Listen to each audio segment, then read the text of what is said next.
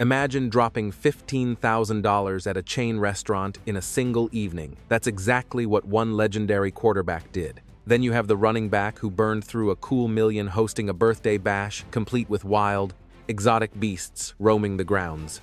Right next to a receiver who openly confessed he couldn't stop buying things. Got an addiction of getting it. And so if you're getting it, you're going to spend it. Today, we are diving deep into the shocking trajectory of NFL rookies who climbed to the absolute pinnacle of wealth, only to crash down into total financial ruin. Let's start with Vince Young, whose monetary self-destruction remains one of the most mind-boggling cautionary tales ever seen on the professional gridiron. It is the tragic saga of a star quarterback who raked in over $65 million, yet watched it all vanish into thin air due to an explosive mix of uncontrolled spending, zero oversight, and backstabbing advisors. Between his massive NFL contracts totaling $35 million and another $30 million from heavy-hitter sponsors like Reebok, Campbell Soup, and Madden NFL, the cash flow seemed endless. But fast forward to 2014, and he was filing for bankruptcy protection with less than $1 million to his name, proving his spending habits were legendary even among the big spenders of the league. Stories circulated that he was dropping $5,000 every single week at the Cheesecake Factory, capped off by an infamous $15,000 tab for just one meal. To give you an idea of that insanity, he blew through an amount in one dinner that takes the average American worker months of hard labor to earn. He even went so far as to buy out every single seat on a commercial Southwest Airlines flight just to have privacy, treating money like an infinite resource that would never run dry. While his heart was in the right place, Young's boundless generosity became a wrecking ball to his bank account.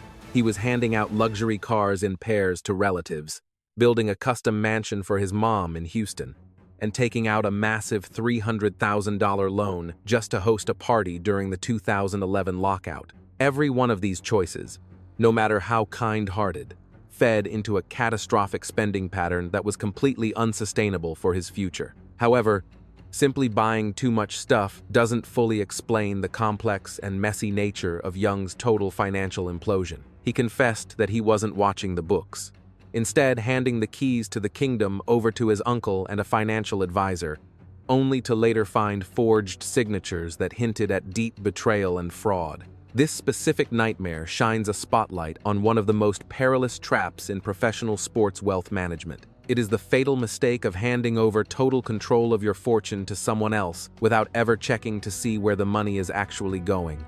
By September 2012, the gloves were off, and Young slapped lawsuits on his former agent, Major Adams, and his financial planner, Ronnie Peoples. He accused the duo of misappropriating a staggering $5.5 million of his hard-earned capital. The grim reality was best summarized by his lawyer, who bluntly stated that Vince simply needed a job, painting a tragic portrait of a superstar desperate for a paycheck. Things went from bad to worse when he defaulted on a predatory, high-interest loan of $1.9 million from Pro Player Funding, triggering yet another high-stakes lawsuit.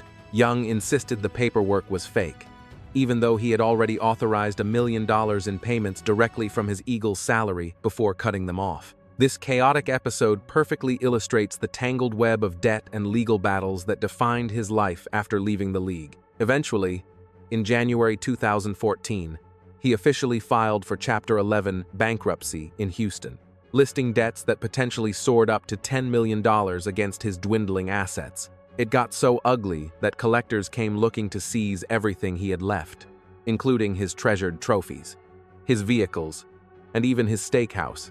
It was a brutal reflection of just how deep in the hole he was, with creditors taking desperate measures to claw back every cent they could. Surprisingly, just weeks later, Young moved to dismiss the bankruptcy case after striking settlement deals with his adversaries, signaling a momentary pause in the legal war. But the financial bleeding didn't stop there. He tried to mount a comeback with the CFL's Saskatchewan Roughriders in 2017, but it was over before it began. A torn hamstring during training camp landed him on the retired list, shattering his hopes of a return. That injury effectively ended his professional career and wiped out his last real shot at earning a significant football paycheck again. His personal life spiraled downward as well. with DWI arrests in 2016 and 2019 further damaging his reputation and his wallet. These arrests were symptoms of a broader struggle, showing that his issues went far beyond just balancing a checkbook and into poor life decisions. By 2022, estimates placed Vince Young's net worth at a mere $400,000, a shocking fall from grace given his massive career earnings. That calculation represents a total loss of 99.4% of his peak fortune, securing his legacy as one of the most tragic financial collapses in sports. Now we turn to Warren Sapp, whose financial story is just as dramatic and devastating as anyone's in league history. This Hall of Fame defensive tackle smashed quarterbacks and collected checks, racking up nearly $60 million during his dominant 13-year run with the Bucs and Raiders. Yet, in a twist that seems almost impossible, he filed for bankruptcy in 2012 with a grand total of $44 sitting in his checking account. It started out looking like the classic success story for Sapp, with money pouring in right from the jump. He parlayed a solid rookie deal into a massive $35 million extension in '98, followed by another $36 million payday with Oakland in 2004. At the height of his powers, he was pulling in over $6.5 million a year, living the kind of American dream that most people only see in movies. But underneath all that glitz and glamour, Sapp was making catastrophic money moves that were silently paving the road to his destruction. His spending was the stuff of legend, accumulating over 240 pairs of Jordans, a $2,200 watch, and even a $1,200 rug made from a lion's skin. But these weren't merely impulse buys or shopping sprees. They were the flashing warning signs of a lifestyle addicted to instant gratification, completely ignoring the safety of the future. The real hammer blow wasn't just bad luck. It was a lethal cocktail of disastrous business bets and a mountain of personal IOUs piling up. The anchor dragging him down was a 2005 real estate gamble in Fort Pierce, Florida, where he tried to play developer with low-income housing units. That venture imploded when they put up the structures without locking in buyers first, leaving Sapp and his crew on the hook for over a cool $1 million. But the domestic ledger was bleeding even worse. Sapp was staring down a bill of $876,000 in unpaid alimony and support for his ex-wife, Jamiko. On top of that, he was shelling out a staggering $75,495 every single month to various mothers, a mathematical equation that simply couldn't balance. He was pulling in under $1 million a year in retirement cash, yet nearly $76,000 was flying out the door every 30 days just for support payments. Then Uncle Sam came knocking. Sapp was in the hole for $853,000 in taxes from 2006, plus another $89,000 large from 2010. Throw in $68,000 in property taxes and a massive judgment of nearly $1 million that garnished $33,000 from his $45,000 paycheck.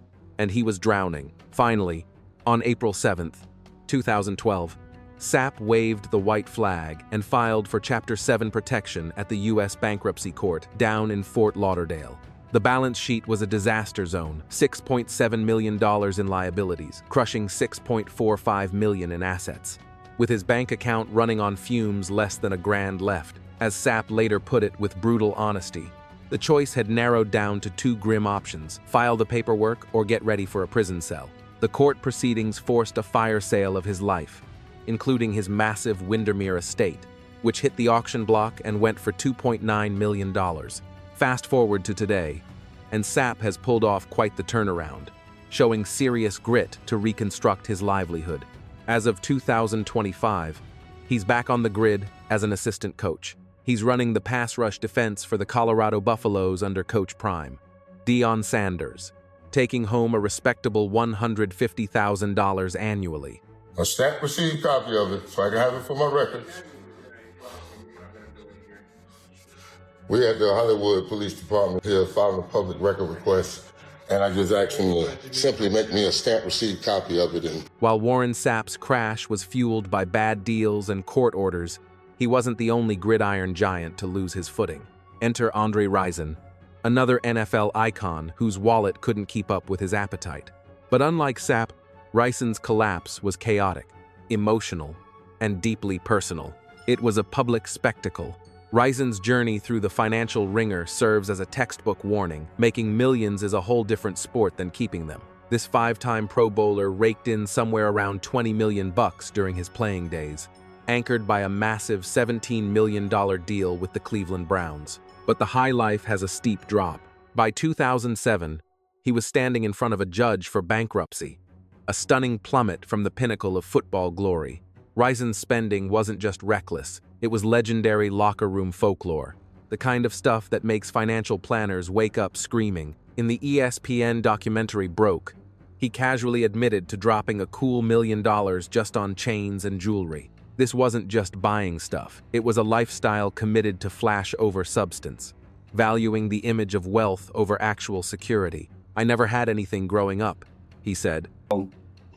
I've never had nothing in life. And so that's why I've given away $6 million just to people, just to help. Just run the numbers on that. You're talking about covering hotels, flights, 3 meals a day, and club tabs for nearly 50 people, week in and week out. You had, at one point, 40 people in your entourage that you were paying for. 40 grown men that you were paying for their meals, their hotels, their flights. Yeah. You spent $15,000 a week on just random. See, that's the difference. Getting it. I got an addiction of getting it. And so if you're getting it, you're gonna spend it. Black people weren't taught how to save money. He viewed spending not as depleting his assets, but as a compulsive habit that defined who he was and how successful he felt. It became a vicious loop. The bigger the paycheck, the stronger the urge to blow it all, with zero thought given to the future. Rison's habits mirrored a toxic culture in pro sports. In Broke, he described a competitive atmosphere where guys tried to outspend each other. He wouldn't just tip, he'd make it snow, tossing handfuls of $100 bills in the air, leaving thousands on the club floor when he walked out. It was financial performance art, a high-stakes game where the objective was to look like you had the deepest pockets in the room. The reality check finally hit him in the most ironic way possible. He found out he was bankrupt while he was in a store trying to buy a Rolex. It was a brutal wake-up call, but the damage was already done. The collapse was inevitable, and the legal system was closing in. In 2005, he sat in a Georgia jail cell for a month over unpaid child support. Then, on June 6, 2007, Judge Daniel Opperman dropped the gavel. The judge forced Rison into Chapter 11 to settle the score on more than $15,000 in back support and other debts. That filing exposed the wreckage. The list of creditors included his ex-wife, Tonya, who was waiting on $58,435. A law firm in Atlanta was out $46,000 in fees, and the Genesee County court system was looking for $400 in admin costs. To pay the piper, they had to liquidate his future, draining $60,700 from his pension and over $125,000 from his annuity. Andre Rison's off-the-field drama wasn't just background noise, it was gasoline pouring directly onto the flames of his financial problems. His romance with TLC superstar Lisa Left Eye Lopes was the stuff of headlines high voltage, incredibly intense, and notoriously unstable. Things hit a breaking point in 1994 when a domestic dispute saw Lopes lighting a pair of Rison's sneakers on fire in a bathtub, a blaze that quickly spiraled out of control and reduced his massive mansion to ashes. While watching his house burn down wasn't the sole reason for his bankruptcy, it perfectly symbolized the chaos engulfing him. Rison later laid it out plainly in the documentary Times Broke asterisk, admitting that having stacks of cash often just triggers an urge to rack up mountains of debt. You basically keep spending until the well runs dry and you are left staring at zero. Looking back, the realization hits hard. I definitely should have stashed away a lot more of those paychecks. That confession highlights a brutal truth about the lack of financial literacy that took down so many gridiron stars from his era who never learned how to protect their wealth. Fast forward to today, and Rison has been grinding to piece his life back together while teaching the next generation not to make his mistakes. As of 2025, estimates place his current net worth around $250,000. Then there is Bernie Kosar, The financial implosion of the Cleveland legend stands out as one of the most gut-wrenching tragedies in the history of pro sports. It is a dark saga filled with backstabbing relatives, trust that was weaponized against him, and a series of money moves that went completely south. During his time in the NFL, the Browns quarterback racked up roughly $20 million in career earnings, a fortune that seemed untouchable at the time. That pile of cash included a massive $5.2 million rookie deal and a lucrative $15 million extension he signed back in 1989.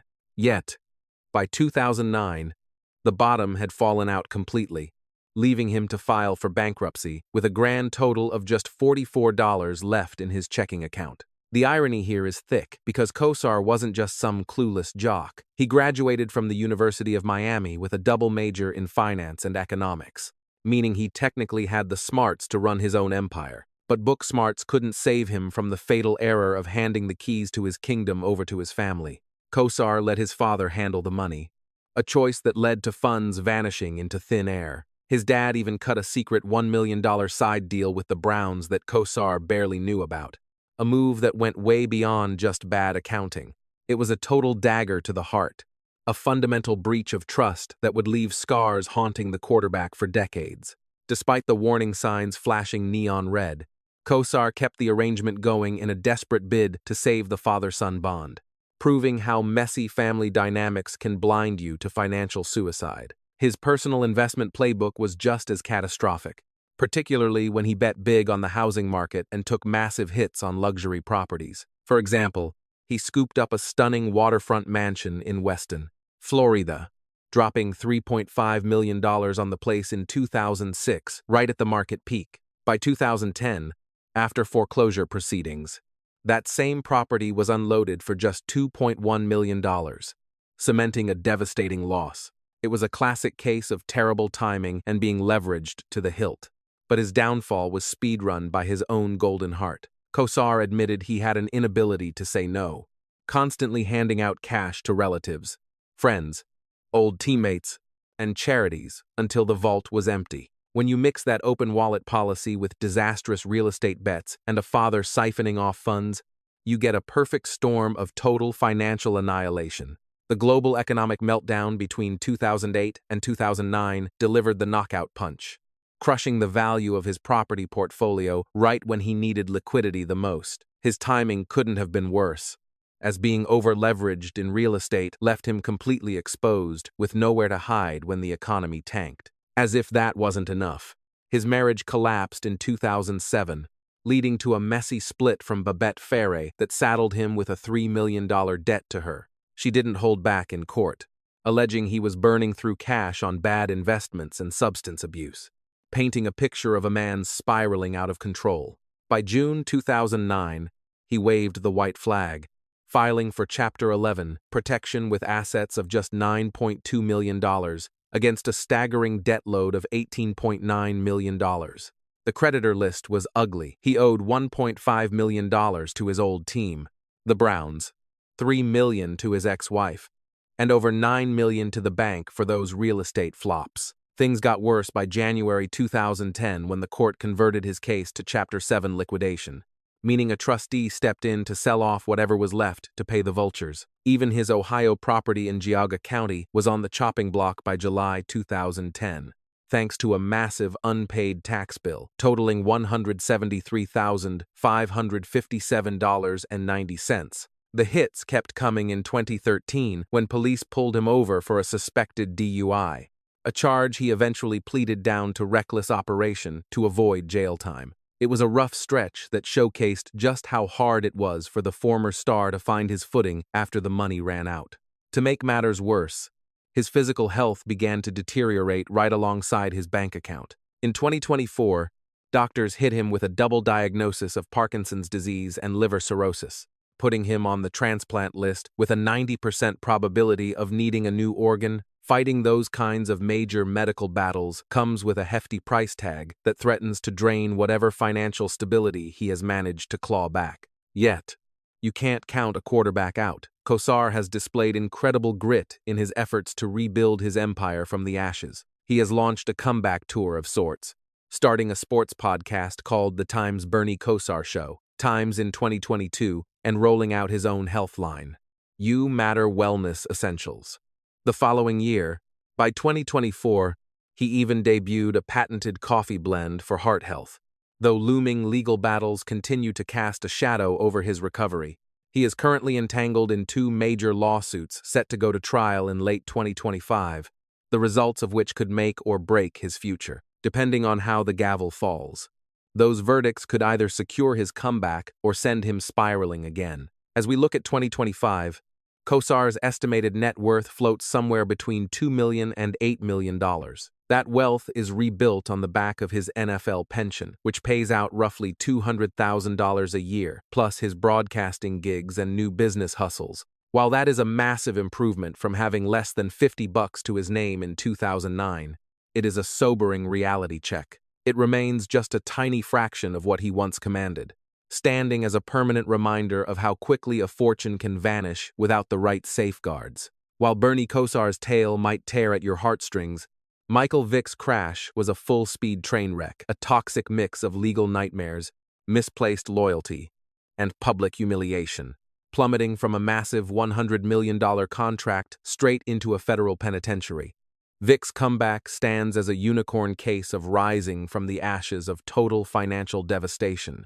Looking at the books, Michael Vick's saga represents arguably the most twisted yet ultimately inspiring turnaround ever witnessed in the National Football League. This electric playmaker raked in a staggering $125 million across a 13-season run in the big leagues. That pile of cash included $116 million in salary alone, topped off with fat checks from heavy hitters like Nike, EA Sports, and Coca-Cola. However, his connection to an underground dog-fighting ring would detonate a financial bomb, testing his grit in ways no linebacker ever could. The cracks in Vick's empire started showing in 2007, right when the heat turned up regarding those illicit dogfighting operations. Slapped with federal charges, he did a 23-month stretch behind bars, which naturally led to an indefinite ban from the league and his income drying up completely. Before everything imploded, the man was absolutely bawling out, pulling down reports of over $25 million a year back in 2006. That cash flow came from game checks and sponsorship deals, but the ensuing legal fallout was essentially a nuclear strike on his bank account. The Atlanta Falcons came knocking for a $20 million refund on his signing bonus, a dispute they eventually settled for somewhere between $6.5 and $7.5 million. On top of that, he was drowning in over $6 million of debt owed to banks scattered across Toronto, South Bend, Indiana, and Charlotte, North Carolina. Uncle Sam also wanted his cut, demanding nearly $1 million in restitution to cover the care and feeding of nearly 60 dogs rescued from his property. What turned this situation from bad to heartbreaking was the way vultures in his inner circle picked his bones clean. Enter Mary Wong, a financial handler recommended by teammate Demorio Williams, who was supposed to be rounding up cash for restitution. Instead, she allegedly siphoned off at least $900,000 from Vick's accounts using power of attorney, with some estimates hitting the 7-figure mark. Turns out, Wong was bad news from the start, having been permanently banned from New York firms for ripping off elderly clients. Then you had David A. Talbot, a guy who claimed to be a financial wizard and got the green light to manage Vick's business. This guy helped himself to an $85,000 Mercedes-Benz, burned through $35,000 in expenses, and pocketed a $15,000 monthly salary. His entire resume was a sham, and he was already facing securities fraud charges in New Jersey for swindling investors out of more than $500,000. These stabs in the back just poured salt in the wound, as Vick was getting robbed blind while simultaneously facing the music for his own crimes. By July 2008, with creditors banging on the door, Vick formally filed for Chapter 11 bankruptcy protection down in Newport News. His filing listed assets just under the $50 million mark, with debts floating somewhere between $10 million and $50 million. Among the sharks circling the water, his biggest unsecured creditor was Joel Enterprises, Incorporated, looking for $4.5 million for a broken contract. The Falcons were still on the hook for $3.7 to $5 million in bonus money. while the Royal Bank of Canada was chasing him for $2.5 million. The court finally stamped his reorganization plan on August 27, 2009, ordering him to liquidate $9 million worth of his belongings. He had to repay his debts over a 6-year timeline while keeping his personal lifestyle budget capped at $300,000 a year. That payout list included a hefty $776,500 for his agent, plus a staggering $2.6 million just for the bankruptcy attorneys. But here is where Vick flips the script. Compared to other broke athletes, he showed an insane level of dedication to actually fixing his mess. Fast forward to November 2017, and Vick had cleared 17.4 of the $17.6 million owed, hitting a practically unheard of 99% repayment rate. He pulled this off thanks to a miracle return to the field, landing a massive 6-year $100 million deal with the Philadelphia Eagles in 2011, with $40 million guaranteed at signing. He pocketed nearly $50 million between 2010 and 2014 playing for Philly and the Jets. As Vick famously put it, "I did not want to stiff people who never stiffed me." He stood by his word to pay what he owed, even though the bankruptcy laws technically gave him an easy way out. Taking that moral high ground cost him millions in cold, hard cash, but it bought back his integrity and respect. Unfortunately, the drama surrounding Vick's wallet did not completely vanish once the bankruptcy papers were signed. In 2018, he inked a deal with Envy Partners, grabbing a quick $400,000 lump sum in exchange for future income. That move backfired, leading to a $1.9 to $9 million court judgment against him in November 2019. By 2020, he struck a deal to cough up at least $100,000 by March 2021 to knock the debt down to $1.3 million. More recently, in 2022, a group of debt collectors who bought his debt from SMA Hub dragged him to court over $1.2 million. These were not just big banks. Either one creditor was a teacher's assistant who had bet her entire $50,000 life savings on him. They came after his toys, targeting assets like his jewelry, sports, memorabilia, and a flashy $160,000 Bentley. The wild difference in the estimates of his current wealth just shows how messy his financial life really is. You have celebrity net worth pinning him at $4 million, while SpotTrack claims he is sitting on $16 million. That gap likely comes down to how you count the beans, especially considering he dumped $30 million into taxes and creditor payments between 2008 and 2012. His financial playbook isn't just about saving cash, it's loaded with strategic brand deals and smart money moves. Even with the shadows of past money troubles looming, Vick has been grinding relentlessly to construct a rock-solid foundation for his future wealth and professional redemption. Since hanging up his cleats, he's stayed in the spotlight, breaking down plays as an analyst for Fox Sports, leading the charge as a captain in the American Flag Football League back in 2017, and even calling shots from the sidelines for the Chiefs and Atlanta Legends in 2018. Fast forward to 2024, and he took on a massive new challenge, stepping up as the head honcho for the Norfolk State Spartans football squad. A move that is more than just a job. It marks a completely fresh start and a bold, defining moment in his post-playing narrative. Beyond the gridiron, Vick has evolved into a vocal champion for financial smarts, trying to stop other athletes from falling into the same traps he did. He's been shining a spotlight on the critical safety net of NFL retirement packages, pointing out how his own battle scars make him eligible for disability payments and vital long-term health coverage, stressing that these benefits are the armor players need to shield their bank accounts when the game eventually chews them up and spits them out. Vick fought tooth and nail to climb out of his hole with sheer grit. But when you look at Lawrence Taylor, the war he was fighting went way beyond just dollars and cents. For LT, the struggle was internal, messy, and devastatingly personal. A toxic cocktail of substance abuse, handcuffs, and gambling away his future didn't just drain his account, it dismantled the legacy of a titan, serving as a brutal reminder that even the gods of the stadium can bleed. Enter Lawrence Taylor. The collapse of Taylor's empire is arguably the ultimate American tragedy.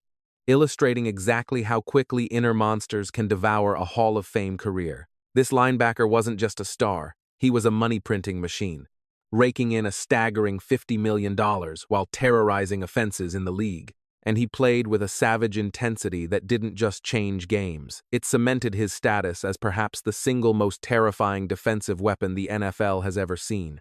But the demons were waiting. Between the drugs, the courtrooms, and the bad investments, his fortune evaporated, shrinking his net worth to a measly $200,000, a mind-blowing 99% wipeout of his empire. On the turf, the man was absolutely untouchable, racking up accolades that most players only dream about. He inked a massive 6-year deal worth $6.2 million with the Giants back in 1981, and followed that up with another 3-year, $5 million bag in 1990, and the cash didn't stop at the salary cap. He was pulling in millions more through sponsorships and side hustles, building a mountain of wealth. With 2 Super Bowl rings on his fingers and a shelf full of Defensive Player of the Year trophies, he wasn't just winning, he was commanding top-tier paychecks unlike anyone else in his time. But even as his star rose, the darkness was creeping in, and his private chaos started to eclipse the brilliance he displayed on Sundays.